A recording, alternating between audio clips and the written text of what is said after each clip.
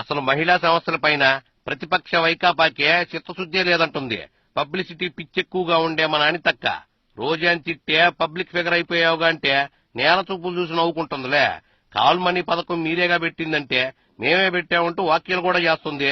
మన అనితక్క చేసిన జింతాక్క చిత్తా చిత్తా ఏందో మనం కూడా చూద్దాం రండి. అక్కాయ్ వచ్చేసావా? ఇంక మొదలు పెట్టి అక్కాయ్.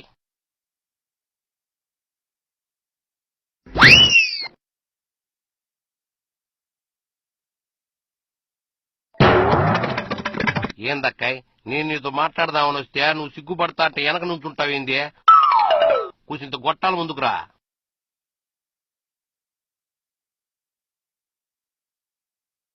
వచ్చావుగా, ఇంక చెప్పు. అందరికీ నమస్కారం అండి. నా పేరు అనిత. వరే వరే వరే, నా పేరు అనిత అనే నువ్వు చెప్పుకోపోయినా పర్లేదక్కాయ్. రోజక్క ఒక్క తిట్టు తిడితే నువ్వు ఆమెను 100 తిట్లు తిట్టే ఫేమస్ అయిపోయావుగా. నేను చెప్పింది నిజమో కాదో నీ పక్కన వాళ్ళు చెప్తారు ఇనో.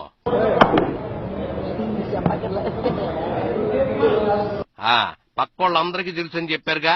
సర్లే, ఇంతకీ ఏంది విషయం? విషయం ఏంటంటే ఈ రోజు మన శాసనసభ జరిగిన తీరు చూశారు. ఏ రోజు శాసనసభ చూసినా ఏమున్నది గర్వకారణం అక్కాయ్? రోజు పోట్లాడుకోవడమే గానీ మంచి చర్చ ఎప్పుడు జరిగిందంటావో? క్వశ్చన్ అవర్ స్టార్ట్ అయ్యగానే మొట్టమొదటి క్వశ్చన్ పోలవరం గురించి స్టార్ట్ చేసిన తర్వాత కూడా వాయిదా పడ్డ తీరు కూడా మీరు చూశారు. ఒక్క పోలవరం ఏందక్కాయ్, స్పెషల్ ప్యాకేజీ చట్టబద్ధత దగ్గర నుంచి అన్ని అంశాలు వాయిదా పడ్డమేగా. సర్లే, ఇంతకీ నీ బాధ ఏందో చెప్పు. ఈ రోజు వాయిదా పడిన తర్వాత కూడా పర్టికులర్ గా సింగిల్ సప్లిమెంటరీతోనే మనం క్వశ్చన్ అవర్ నడపాలి అని స్పీకర్ గారి దగ్గర అక్కడ విషయం చెప్పి మేము అలాగే చేస్తామని చెప్పి అక్కడ చెప్పి తీరా వచ్చి క్వశ్చన్ అవర్ జరిగిన తర్వాత కూడా ఏం జరిగిందో మనందరం చూస్తున్నాం. ఈ రోజు ఏదైతే చేనేత కార్మికుల గురించి సభ్యుడు ఈ రోజు క్వశ్చన్ లేవనెత్తారో దానికి సంబంధించిన ఆన్సర్ క్లియర్ కట్ గా మంత్రివర్యులు ఇవ్వడం జరిగింది. అట్టా క్లియర్ గా మీ మంత్రి ఇస్తే వైకాపా వాళ్ళు ఎందుకు అట్టా గొడవ చేస్తారో?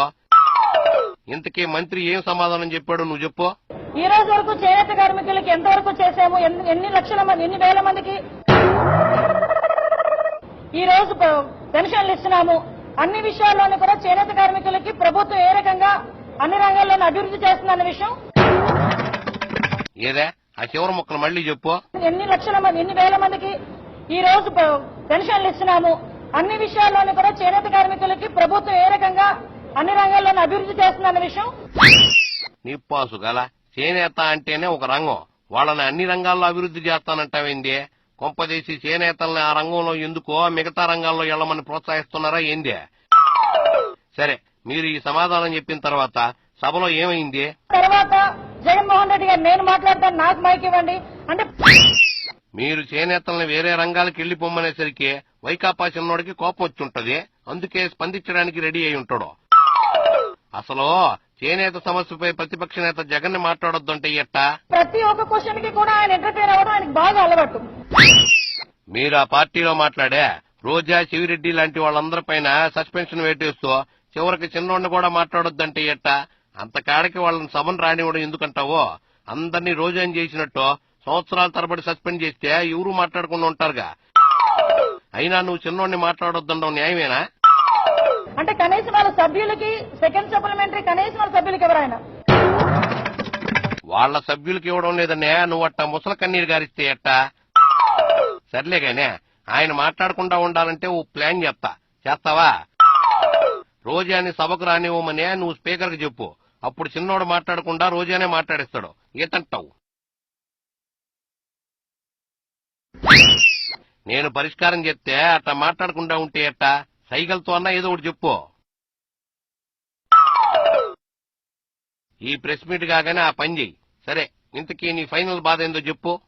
కేవలం ఆయనే మాట్లాడతారు, ఆయన మాట్లాడిందే వినాలి అనే ఒక రకమైన తత్వంతో ఆయన ఈ రోజు అసెంబ్లీలో కూడా బిహేవ్ చేయడం అనేది చాలా బాధాకరం. ఇప్పుడే చెప్పాను గాని బాధకు పరిష్కారం అదే ఫాలోగా. అయినా కందకలేని దొరద కత్తిపీటకు మాత్రం ఎందుకో? మాట్లాడి ఎందుకు వాళ్ళకే బాధ లేకపోతే నీకెందుకు అంత దురద?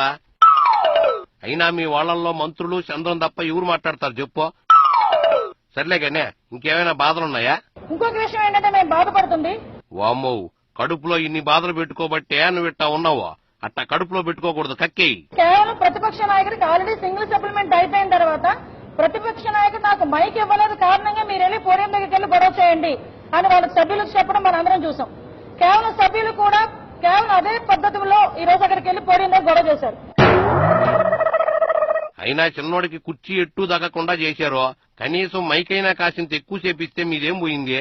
మీరు మైక్ ఇవ్వకపోగా మాట్లాడుతుంటే మధ్యలో అట్ట మైకులు కట్ చేస్తే ఎవడికైనా కడుపు మండదో? కనీసం ఏం జరిగిందో చెప్పడానికి సభలో అవకాశం కలిగింది ఈ రోజు డ్వాక్రా మహిళల గురించి. అవకాశం వచ్చిందనే అట్ట అసెంబ్లీలో చెప్పకుండా నువ్వు బయట చెప్తే ఏం ఉపయోగం అక్కాయ్? ఇంతకీ సభలో ఎందుకు చెప్పలేకపోయావో? వాళ్ళు చెబుతున్న అబద్దాలని నిజాలు చేయాలనుకోవడానికి చాలా ప్రయత్నాలు చేస్తున్నారు. మీడియా పాయింట్ దగ్గర మాట్లాడుతున్నారు, వాళ్ళు మహిళా ఎమ్మెల్యేలు వేరే వేరే దగ్గర మాట్లాడుతున్నారు. కనీసం ఏం జరిగిందో చెప్పడానికి సభలో అవకాశం కలిగింది ఈ రోజు డ్వాక్రా మహిళల గురించి. వాళ్ళట్ట మాట్లాడుతున్నారని బాధపడే నువ్వు సభలో డ్వాక్రా మహిళల గురించి మాట్లాడకపోతే ఎట్టా అక్కాయ్? అయినా వాళ్ళు మిమ్మల్ని చెప్పకుండా ఎందుకు అడ్డుకున్నారంటావో? మహిళల గురించి గనక ప్రభుత్వం చేస్తున్న సంక్షేమ పథకాలు ఏవైతే ఉన్నాయో అవి ప్రజల్లో గనక వెళితే మహిళల మీద వీళ్ళు ప్రభుత్వం చేస్తున్న మంచి పనులన్నీ జనాలకు తెలుస్తుందని ఒక రకమైన ఉద్దేశంతో. అవునక్కాయ్, మీరు మహిళల కోసం మామూలు సంక్షేమ పథకాలు చేపట్టారా? కనీ విని ఎరుగని రీతిలో కాల్మనీ పథకం, రిషితేశ్వరి పథకం, వనజాక్షి పథకం, అబ్బో ఇట్ట చెప్పుకుంటా పోతే మామూలు పథకాలా? అవన్నీ చెప్తే మీకు మంచి పేరు వస్తుందని వాళ్ళు కూడా అట్టా చేసి ఉంటారంటావు, అంతేనా? కాల్మనీ వ్యవహారంలో డ్వాక్రా మహిళలందరూ కూరుకుపోయారని ఒక మహిళా ఎమ్మెల్యే కామెంట్ చేశారు. మనలో మన మాట, కాల్మనీ మీ ప్రభుత్వ పాపమా కాదా చెప్పక్కాయ్? కాల్మనీ కాల్మనీ కాల్మనీ నిప్పాసు గల నువ్వట్ట 100 సార్లు ఆ పేరు చెప్పినా నా క్వశ్చన్ మారదలేగానే చెప్పు. తప్పులను ఎవరైనా చేయొచ్చు, ఎవరైనా చేస్తారని మాకు తెలుసక్కాయ్. ముందు నా క్వశ్చన్ కి ఆన్సర్ చెప్పు. కాల్మనీ పాపం మీదా కాదా? అది అట్టా చెప్పావు, బాగుంది. సర్లేగానే వైకాపా వాళ్ళు ఇంకా ఏం చేశారో? అసలు మీ మాటలతోని మీ చేష్టలతోని మీ బిహేవియర్ తోని మహిళల ఆత్మవిశ్వాసం సన్నగిల్లుతుంది. దయచేసి ఆలోచించండి. నీ పాసు గల వాళ్ళేదో అధికారం వెలగబెడుతూ మహిళల్ని కించపరిచినట్టు అట్టా మాట్లాడతావేందే? అయినా వాళ్ళు మహిళల్ని అట్ట కించపరుస్తుంటే మీరు ఇదే సందనుకుని వాళ్లపైన లేనిపోని కేసులన్నీ పెట్టేవాళ్లుగా. సర్లే, నువ్వు జర పర్సనల్ గా అటు పక్కకు రా, నీతో మాట్లాడాలి.